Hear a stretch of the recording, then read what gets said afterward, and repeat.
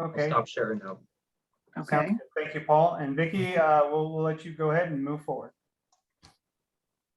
There you go. Can everyone see my screen? Yep. Okay. Good afternoon, everyone. My name is Vicki Snipes-Sorrells, and I live in Indiana. And this morning we had 1 inch of snow. So you were talking about weather earlier, and we were not happy when we woke up today. But I'm very tickled to be here today with everyone, and I want to really focus on investments.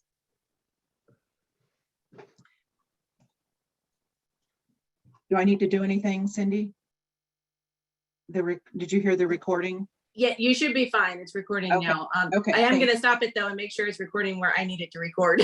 Okay, Give me just all a right, second thank here. you. So I just want to go over some suicide facts and why CMS brought this forward in 2017 to protect our patients. Every 12 minutes, someone in the United States takes his or her own life. Every 12 minutes. And that just kind of blew me away when I read that. So while we're doing this short demonstration, you'll have 5 people commit suicide. And for every 1 suicide, there's 25 attempts or near misses, as a lot of us can relate to that. There are more than 900 emergency room visits every year.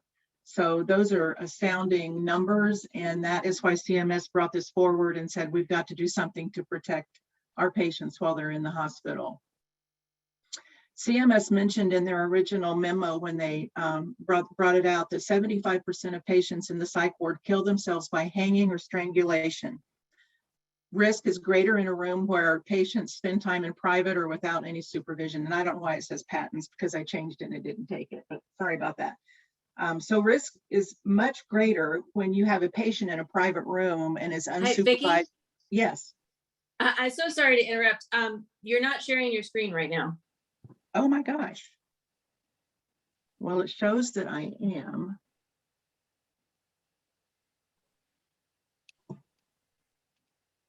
Can you click the share screen button again? Yes. Anything happen there? No. Or Paul can unshare maybe, because we're seeing Paul.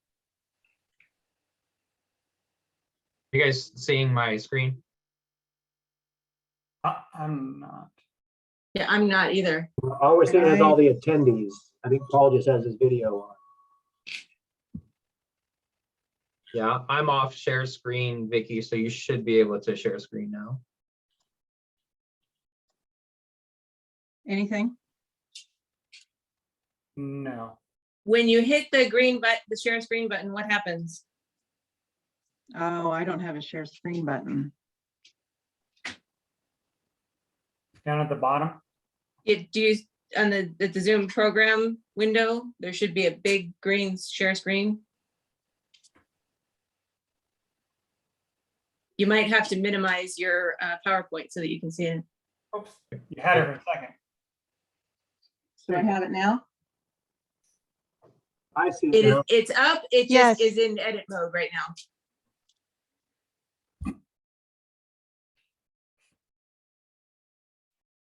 Is it still edit mode? Yeah. Yes.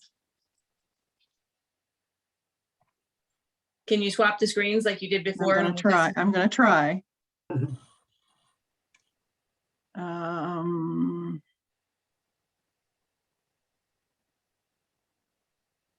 Display settings. I can see it now. There you go. That's perfect. Perfect. Is that okay? Perfect. Okay, so let's get back to, I apologize for that. So I think I was on this slide that says 75% of patients in the psych ward kill themselves by hanging or strangulation, and that the patient that's private or by themselves has a much higher risk. So because nursing staff cannot observe patients at all times, CMS identified that we need to do something to protect our patients, which they were completely right. So the history of this is CMS issued a 13-page memo about ligature, and that was back in 2017. I do have a copy of that if anybody would like it. And then in 2018, they upgraded it a little bit by saying that toilet seats are no longer mandated to be limited because there hasn't been enough historical data to prove that there's been strangulations or any suicide attempts by using toilet seats. Ligature was added to Joint Commission in 2017, and they just basically are doing the right thing by saying they want to have a safe environment for their patients from hanging themselves. The one thing I do want to note about all of this, it's not only hanging themselves, but it's also anything that can cause harm to the patient or to your employees.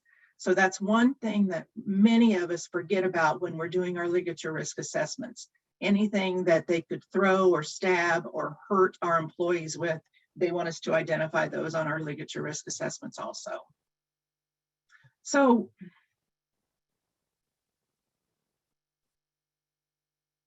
what is a ligature risk or a ligature point? A ligature is something that binds or ties. It can be used in many harmful ways. Some examples are chains and linens and shoestring laces, any medical tubing, signage, paper rolls, fire extinguishers are bad. And then what is a ligature point? Well, you really have to think outside of the box on this one, because a ligature point is anything that you can attach that ligature to. So one of the things that really pops in my mind is underneath a bed, you have your railings and just some bars underneath your bed. In your toilet, don't forget about your plumbing in the back near the bottom, because you can twist that ligature and make it go tighter and tighter, and before you know it, they're strangling themselves.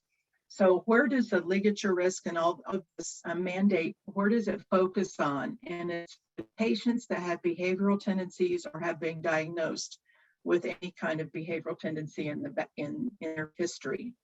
It also includes anyone who works with patients or at a risk of hanging or has a duty of care that should have ligature training. So not only do we have to make the environment ligature resistant, but we also have to teach our employees what they need to look for and how to behave and what kind of procedures you have if they get into trouble. So you'll hear me talk a lot about ligature free or ligature resistant. And a lot of you will be qualified underneath the ligature resistant for the acute care. Ligature free basically goes to the behavioral health side of it.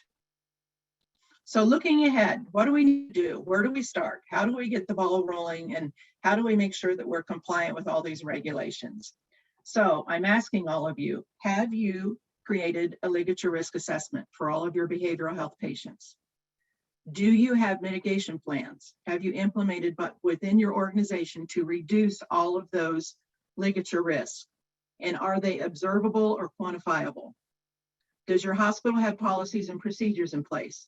Now you can think you have an overarching policy for the entire hospital, but you might have different needs in specific departments. So does your OB department ever have a behavioral health patient versus your post-op surgery have a behavioral health patient?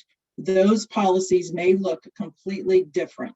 So we need to make sure that we focus on the patient that we are treating. Have you identified safe rooms per department? Have you identified where those behavioral health patients are going to go when they come from the ED? Or do you make them stay in the ED? Some hospitals do that. Do you have sitters? Are they one-on-one? Do you have sitters that have been trained? Do you have sitter replacements? So if you have a sitter that needs to go to lunch, who do you replace that sitter with? Is it someone that's been trained? Do you have a policy about how your sitters are supposed to sit there and look at their patient? Can they hold their cell phone? Can they do anything else? Well, the answer to that is no, they can't. Their sole responsibility is to watch that patient at all times. Can they be across the hallway sitting from a patient? You know, if you have an 8-foot hallway and the patient bed, they're in a behavioral bed, is back on the other wall, so they might be several feet away. Is that okay? No.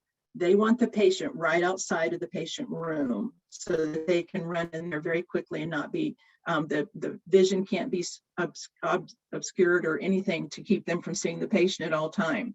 What do you do about transporting the patient if they need to have x-rays if they're in the ED? Does the sitter go with them?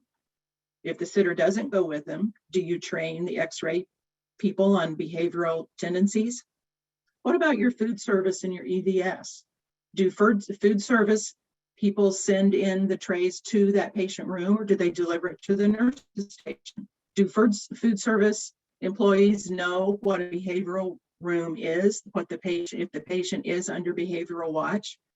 Do you make sure that you have a policy that says they can't have silverware, sporks, absolutely no knives, no Taco Bell spork. Taco Bell sporks can be whittled down and made into a weapon to stab.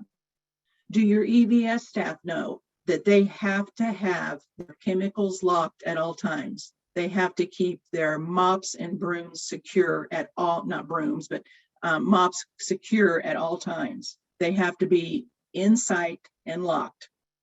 What about your occupational therapy or your physical therapy? Do they go into the room? If they do you send someone in with them? And then let's talk about visitors. When a visitor comes to see their loved one that's in a seclusion room or in a patient in med surg that is on a one-on-one, do you check their purse for drugs? Do you check their purse for ink pens? Do you have a locker set up so they can take their individual possessions to that locker and lock it up? Or do you allow them to even go into the patient rooms without an employee? Do you observe them at all times? So those are all questions that are in my mind constantly when I am out looking at a behavioral health setting to see what you are doing to protect the patient and, importantly, to protect your staff. How are your staff educated? When new staff come in, do you have it documented that they educate them on behavioral tendencies, your current staff? And how do you do that ongoing? Is it with your annual training? Do you have adequate staff to support your safer room? I've been in many hospitals where they'll say, well, we're doing one-on-one. And I said, well, where's the one-on-one? Well, she's right down there. She's watching all three rooms. No, that's not acceptable by Joint Commission or CMS either. So what is a safer room? A safer room is how you can make that room safe to protect the patient and the employee by removing devices. We'll talk about a little bit more, but anything that you can do to protect that patient, because we all know in a medical floor, and in the ER, the way that behavioral patients are coming in, we don't have enough safe rooms. So we have to convert our medical rooms into safe rooms. And what does it take to do that?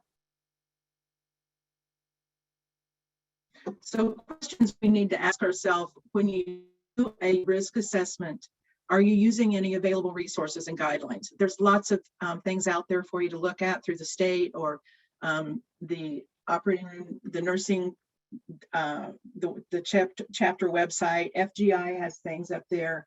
ASHE has an assessment. There's a lot of materials out there that can help you to have a successful assessment. Have serious patient safety events or sentinel events occurred in your facility? If they were, did you do a thorough analysis? And from that analysis, did you go back to your staff and teach them what you learned and what to look for?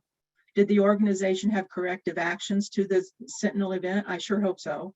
And I'm sure you did if you had one, unfortunately. So we have to make sure that we follow through. Has leadership incorporated suicide risk reduction strategies into your QAPI program? Very important. They want to see this go all the way to the top, that everyone can speak intelligently about your ligature risk and how you are protecting your behavioral patient. How is your staff identifying patients when they come in or when they present into the ED? Do you do the Columbia Risk Score or SSRS, which is a suicide severity risk score? Do you have it in, if your EMR is Epic or Cerner, do you have an automatic scoring system in there to tell you at what level these patients are for their behavioral risk? So based on that risk, do you have appropriate interventions or procedures and plans implemented, ready to go at all times? Are they accessible to all of your staff? Do they know where to find them? You know, that would be a really good question to put on your environment of care rounds. Ask them, what would you do if you have a behavioral health patient come to your department? Where are your cheat sheets to help you with what you're supposed to do, your policies, any checklist? Where do you find those? Are they easily acceptable or available? So we're ramping up. Behavioral health and psych patients have a right to receive care in a safe setting. We are all going to agree on that. We can't make it so institutional to them that they feel uncomfortable and it aggravates their situation. The focus on ligature free, as I said earlier, is primarily aimed at the psych hospitals. Ligature free is completely different than ligature resistant, which is at the acute care. Acute care, assisted care, and outpatients must focus on safer rooms and to be able to support those safe rooms in every way, procedurally, through engineering, through policies, every way you have to be able to support that safe room. So we are required to keep our patients suicide safe during their stay on all floors and departments while receiving treatment throughout the hospital. And you hear this word a lot in your throughput. Make sure that your patient is safe at all times, no matter where they're going within your hospital. So where do we start? We identify a multidisciplinary team. So what does multidisciplinary mean? You need to have clinical, you need to have your safety officer, you need to have someone from your administration, because you have to have financial support. You need your clinical directors in there. You need someone, possibly your environmental service and your food staff member, to walk with the team, to go into these rooms and to identify your ligature points. Identify the areas and departments behavioral patients would be treated. So you need that team to sit down and say, we are never going to have a patient in the OB. And many hospitals do that. If you have an OB patient that is a behavioral, been through their SSRS deemed that they are prone to suicide ideations, then maybe that OB patient goes to the med-surg floor that practices behavioral proactive means. So that's what your team should do. Decide where these patients are going. Are they going to go to X-ray, or are you just going to send the X-ray machine down to them? There's all these things that this team needs to do. Plan out short-term and long-term mitigation strategies based on your risk assessment. Some examples are: have a protocol for removing all movable items that can be used in the harm within the reach of the patient with suicide ideations. So in your ED, anything that can be removed and can be replaced quickly if they would happen to go into a full cardiac arrest, or you would need them for any other medical emergency, that you can put right back in. Or do you put a garage door down to cover that wall that has the oxygen and the suction and all of your medical devices? So have a protocol, have a checklist list in every department showing them all of your staff, so that it's not something that, that one nurse might say, no, that would be okay to leave in there, and another nurse says, no, absolutely not, we have to remove it. Make sure they have exactly what they're supposed to do within each department. Implement protocols for monitoring patients with suicide ideation, including using the bathroom. Ensure that patients do not bring any of their own items in that could cause self-harm. So patients have a right to privacy. They want to use the restroom in privacy.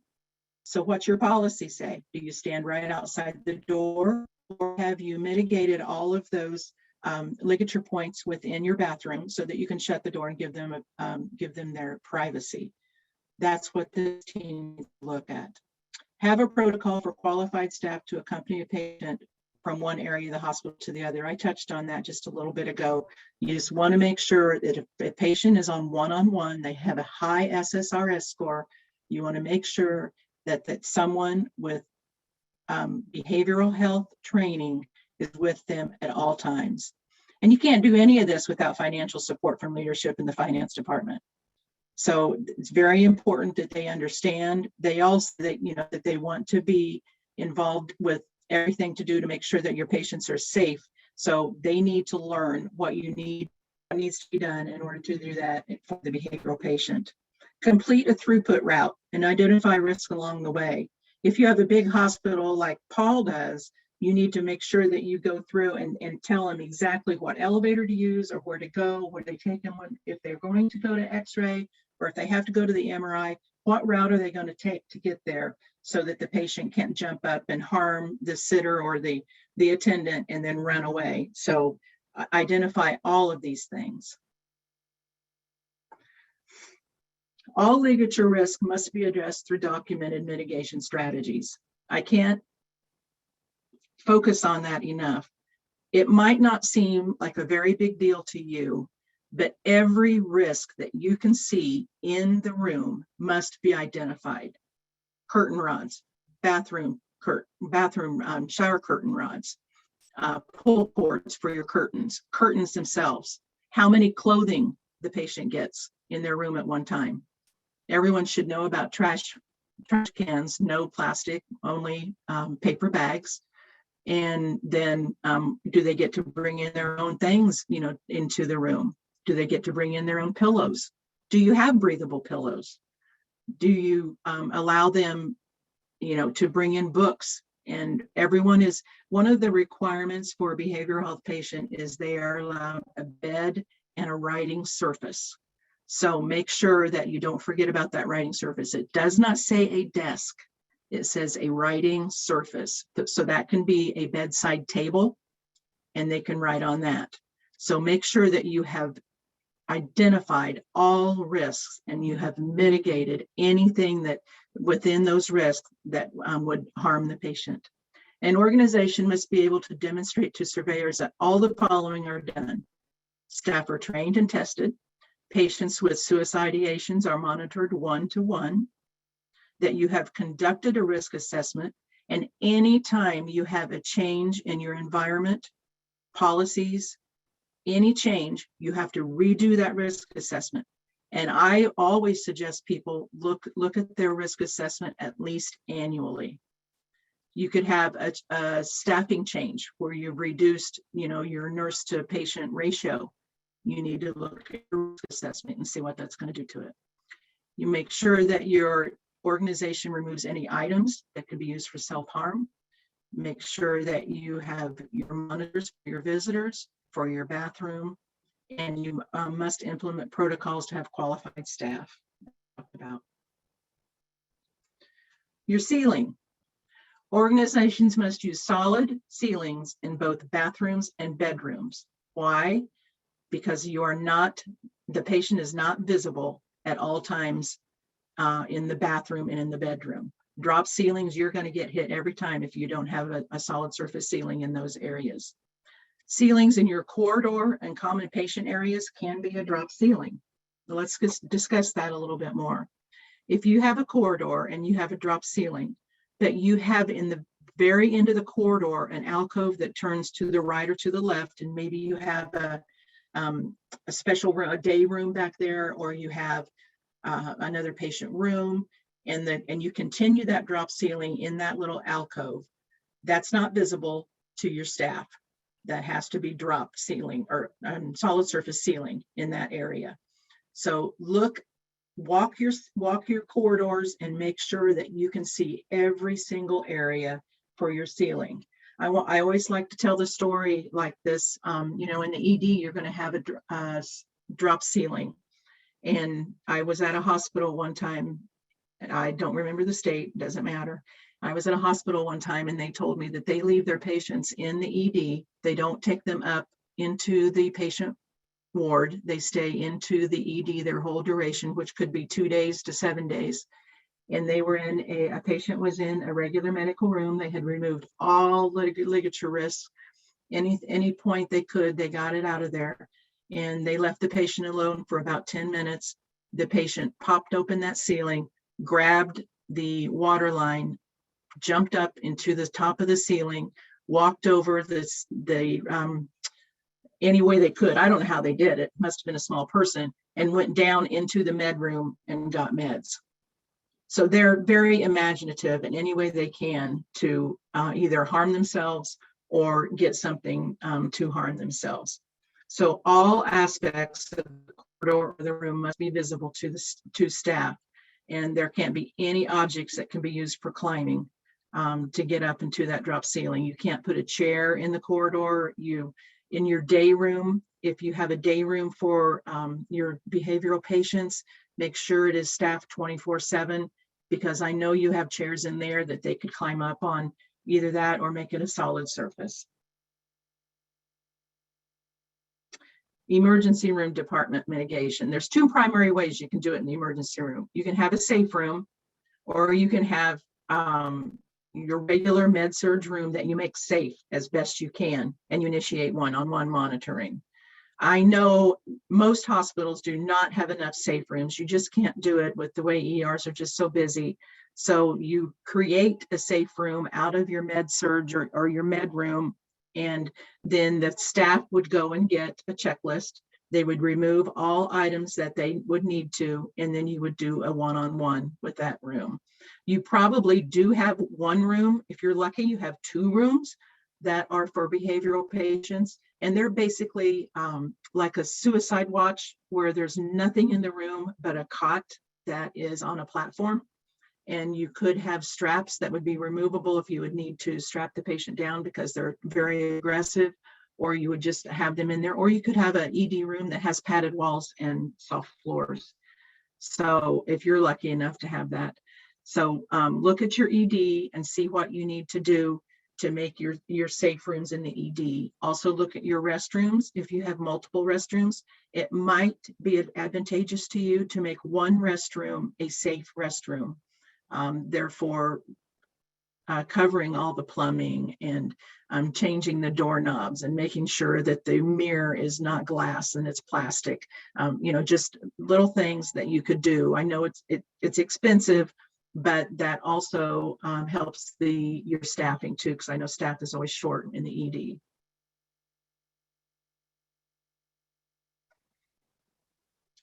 So general med surg inpatient mitigation. I talked a lot about this already. What I do want to tell you is, in a room of a patient identified as serious suicide ideations, fixed ligature risks such as bathroom fixtures and doors will not be cited. So if you have a med surg room and you have to convert that to be safer, and it does have closures on it, as long as you're doing one-on-one, you don't need to remove those closures. If you have curtains on the window, you don't need to remove those because you have one-on-one monitoring. If it's easily done, I have hospitals that have removed cubicle curtains and window curtains just because they want to remove anything they can possibly remove. But as long as you have an educated, trained one-on-one sitter with that patient, then you would be fine. You wouldn't be cited for that. Beds. Psych beds are completely different than general med surg beds, as we all know. Med surg beds, there are many, Hillrom has a psych bed, but they still have places on them that I have seen that you could make a ligature point in it.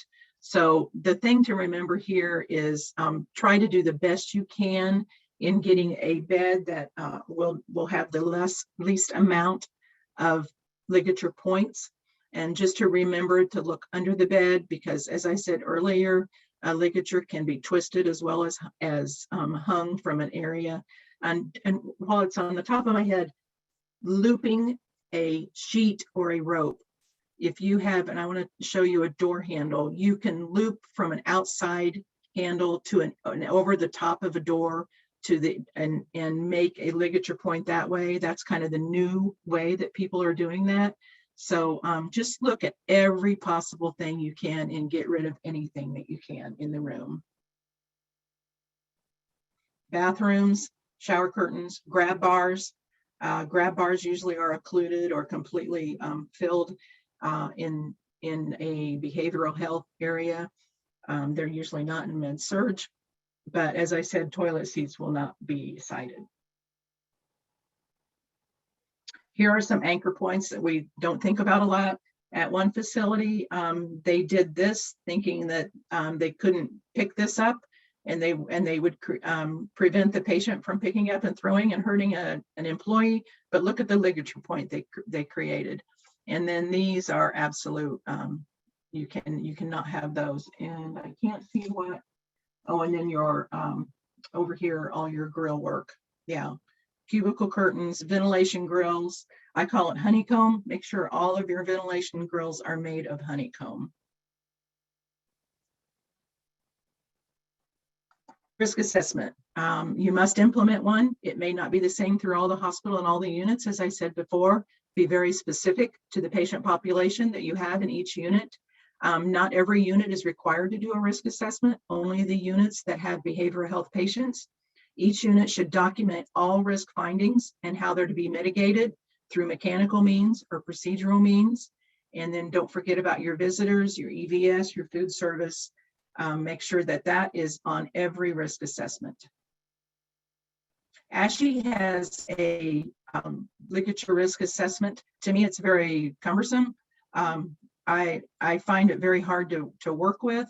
So I've created this, and I'm hopefully this looks a little more familiar to a lot of you.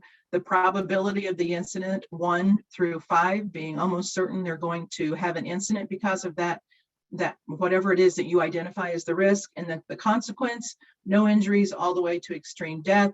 Nobody ever wants to be in the black over here. So if it is in the black or if it's in the red, it's critical. You come over here to the critical and you need to have immediate action to reduce that risk. Don't see a lot of criticals. We see several highs that you need to do something. You need to implement a plan to get it corrected. We want to see everything low and moderate. So this is just an example of a ligature risk assessment. If you hire a vendor to come in and do it, or if you want to make one of your own, it works. Joint Commission really likes this. So I would highly recommend looking around. Here are some examples of ligature risk, ligature resistant products. This is the toilet paper holder that's built into the wall. This is a favorite of everyone. This is a ligature resistant door handle, and this is good. This one is not. This one is not. This one you think is good because you think there's no way you can attach a point to this or a ligature, any type of ligature to this. But I'll tell you, most of your nursing staff can't turn the knob. It is not ADA compliant. This one creates a looping. This one, and then there's another one I don't have a picture of, but you can loop around here, go over the top of the door, and create a hanging from the other side. Here is an example of a garage door that would come down and would cover all of your medical necessities. Here's an example of a toilet that's been covered, and then this was a regular toilet, and then there's companies out there that builds these covers. An example of a grab bar that's completely occluded. There's no way you could put anything through it. This is an example of a strobe cover. I bought some of these and put them in a hospital and immediately took them down. It created more ligature than what this did. It was put up with all of these screws, 6 screws, and then so it was very sturdy, and this was about 3/4 of an inch. It definitely could have made a ligature point on that. So we took them down and we reevaluated our strobes. This is the handle, Paul, that I was talking about. This handle is highly recommended. You just push it down and up in order to enter. There's no way you can have a ligature point on that. This is all angled over here, and Joint Commission and CMS really like that handle. We actually use the other one next to it there, Vicki. That we've had some really good luck. Yep. That one's been the best. Good luck with that one. Yeah. That's great. Yeah, that's an easy one to open too. You know, if you have people with arthritis, that's a real easy one to open. So keeping everyone safe, hospitals are expected to follow national recognized standards of care and guidelines. You need to prevent patients from self-harm and harm to others. Don't forget that, please. One-on-one monitoring with constant visual observations, the 3-foot rule, remove all sharp objects, remove all equipment that could be used as a weapon, and risk assessment, risk assessment, risk assessment. Do it in your sleep. And thank you. That's all I have. I would like to open it up for questions if anybody has a question that I can help them with.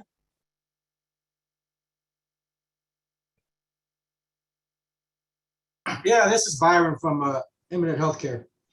Yes. If a patient room has a drop ceilings, what do you think about the sensors that you can put above the ceiling? Those are acceptable. Are they the lasers? Yeah. Yeah, or you can clip the ceiling. Yes. I cannot guarantee you that that's going to pass inspection.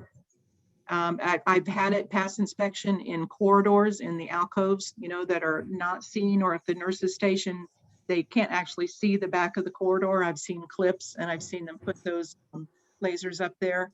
But in a patient room, I've never seen that done. So I would steer against it. But if you have success with it, please let me know. Okay. I have a question. This is Cindy Ionita from SWA Architects. Yes. My question is, what do you have a online or an organization that's a good reference for these anti-ligature pieces of hardware and fixtures? Because all we really have is word of mouth and the sales guy, and the sales guy is never going to say that it's bad. And so Right. is there like a Yelp for these things, or like, some sort of like feedback? It can be anonymous. I just want to know how people feel when they actually use it in their facilities. Sure. I can tell you a couple things about that. CMS and Joint Commission follows what New York does. So whatever it passes in New York, they follow that right along. That's why I said some of those door handles are going to be thrown out in probably about 18 months. The other thing I want to say is I'm not a firm supporter of this company, but Granger has a really good ligature section within their website. And if you go on there, it'll tell you what organizations approve of that handle or that plumbing fixture and what don't. And that I've looked at that many times to see what the national standard was. Okay, And thank you. Vicki, in our survey we just finished at our behavioral health hospital, the life safety surveyor did recommend still the New York State Office of Mental Health guidelines, the ones that they put together as far as patient safety standards on ligature safe products. Yeah, thank you, Paul. Another question, Byron again. On the slanted doors, they're moving away from that and going with the foam doors now, aren't they? Personal preference. I've seen both. So I can't tell you unless you would go into that New York website and see what the preference is. I've seen both and both have passed. I know I've had two different surveys. One said, no, you can't have it. The other one said, no, that's fine. So it also depends on the surveyor. Right. As we know, Byron. a lot of it's perspective. Yeah, Byron, we were questioned on that as well in our latest survey. So what our get out of jail free card, so to speak, was, so in our restrooms, we do have the cut slanted doors, and the question the surveyor had for us is the pinch point where the door meets the frame. I talked to my VP when we were in the room with the surveyor, and I said, well, can't you get rid of that pinch point? And I said, if I have a door and a frame, they got to connect at some point. So there's always going to be something there. But what got us out of that was the push pressure to release that door open.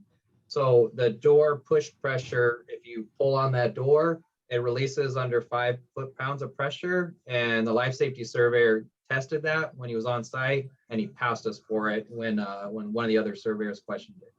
I know, yeah, no, we used a roller ball. Yep, that's what we used to. Yeah. And another thing, it might depend on the unit itself and what the severity of their behavior is. If you have a very aggressive, high SSRS unit, you might want to use the foam doors, and on the other unit, you might be able to get by with the angle door. Okay.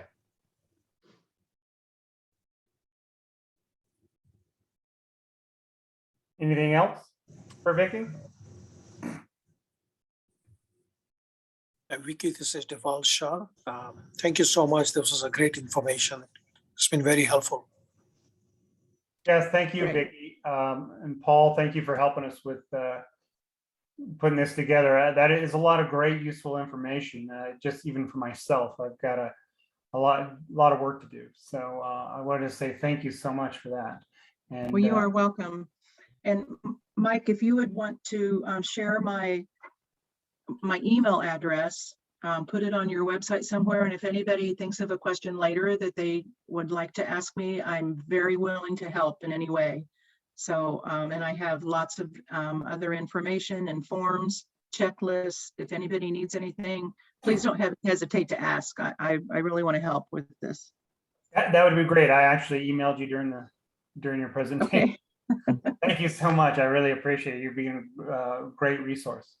great. Thank you, everyone. Thank you. Thank you very much.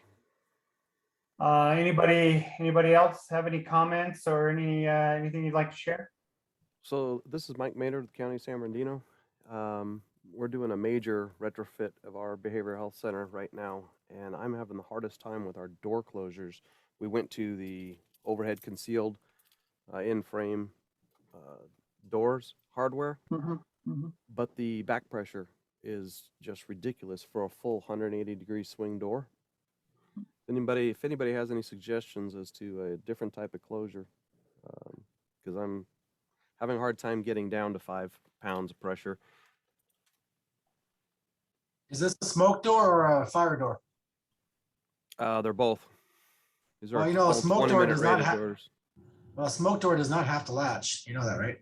Well, I mean, these are the patient doors. Our entire wall's it's 20-minute doors into each. I patient. understand a patient room door doesn't have to have a door closer on it. Correct. Yeah, Michael, that's what we did at our hospital. We just removed the door closers. Okay. All right, maybe I'll do that in phase 2 and 3. Yeah, that's, And if you have a group room that has a door closer on it, as long as the doors can lock, there's no patients in there, you're okay. But if there's a patient in there, you need somebody in there with them. Right. Okay. Any other paperwork that's coming out, I would love to get a hold of it. I'll type my email address in the chat. Thank you.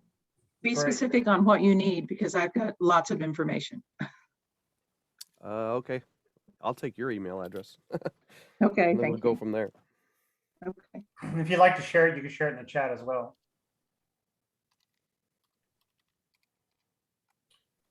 Okay, how about Cindy, Paul, you guys have anything else for our meeting today?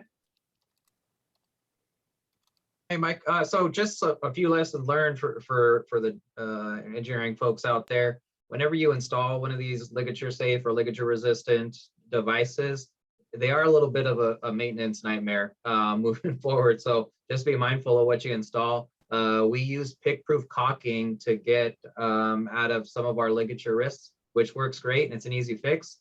Just keep that in mind. If you need to get access to it at some point to do maintenance or PMs or what have you, you're going to have to fight that pick-proof caulking. So just use it where you don't need to get in very often. Great point. Really interesting. Okay, yeah, that's great information. I've got, sounds good. How about you, Cindy? You got anything? Okay. Well, I think that about wraps it up for our. I'm good, Mike. Okay, thank you. Thank Cindy. you. No problem. Thank you. I think that about wraps it up for our meeting today. I'd like to thank Vicki one more time for her presentation. That's a lot of good information. I'll remind the group to email us. I put my email in the chat. If you have any recommendations for future training or things you'd like to see, that'd be very helpful. Also, just to remind you about in-person meetings, I'd like to get some input about that. And anybody who'd like to host a meeting, as Cindy mentioned, that'd be very helpful for our group. Like the three of us, we all have a lot of other things going on. So any assistance we can get from you guys, that'd be great. I want to thank you guys all for showing up to our meeting today. Thank you, Cindy, for being the glue, and thank you, Paul, for all your resources. And I think that's all I've got. Oh, and thank you, Beth. I always got to thank Beth. I forgot to thank Beth. She's the secret machine behind the curtain, you know.